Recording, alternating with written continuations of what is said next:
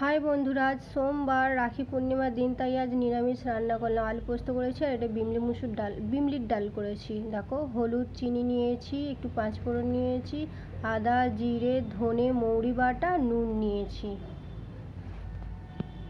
এটা তো জল নিয়েছি, খোলায় দিলাম লঙ্কা ফোড়ন আর ওই পাঁচফোড়নটা দিয়ে দেব।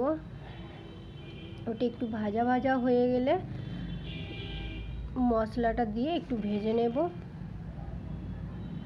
মশলাটি ভাজা হয়ে গেলে জল ঢেলে দেবো। ডাল টকবক করে ফুটে উঠলেই ডাল নামিয়ে নেব। তোমরা কে কে আমার মতো এরকম ডাল বানাও, বিমলির ডাল, বলবে। আমার বাপের বাড়িতে কিন্তু মৌরি আদা বাটা দেয়, কিন্তু আমার শ্বশুর বাড়িতে এসে দেখলাম ধনে, আদা, জিরে সব রকমই বাটা দেয়। তো খেতে খারাপ লাগেনি, শাশুড়ি মার হাতের রান্না। আর তার সাথে দেয় একটু হিং, ভালোই লাগে। আমার কাছে হিঙের জায়গাটা কোথায় রেখেছি বুঝতে পারছিলাম না, তাই আমি আর হিং দিলাম না। আমি একটু আমার মতো করেই করার চেষ্টা করলাম যে বিনা হিঙে কীরকম লাগে দেখি। তো যাই হোক, চেষ্টাও করিনি কোথায় রেখেছি হিঙের ডাব্বাটা খোঁজার। তো জল তো ঢেলেই দিলাম, দেখলে মশলাটা ফুটে উঠলে ডালটা দিয়ে দেব, নুন দেব।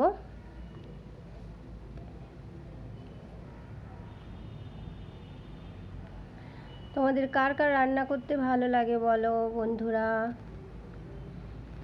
যদি ভালো লাগে আমার রান্নাটা করে খেও, শেয়ার, কমেন্ট, লাইক করো, দিদির পাশে থেকো।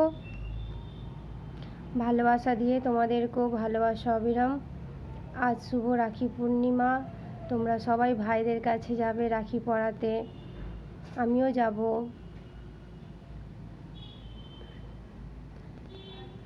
ডাল তো হয়েই এলো, টকবক করে ফুটে গেল, নামিয়ে নিল। টাটা বন্ধুরা।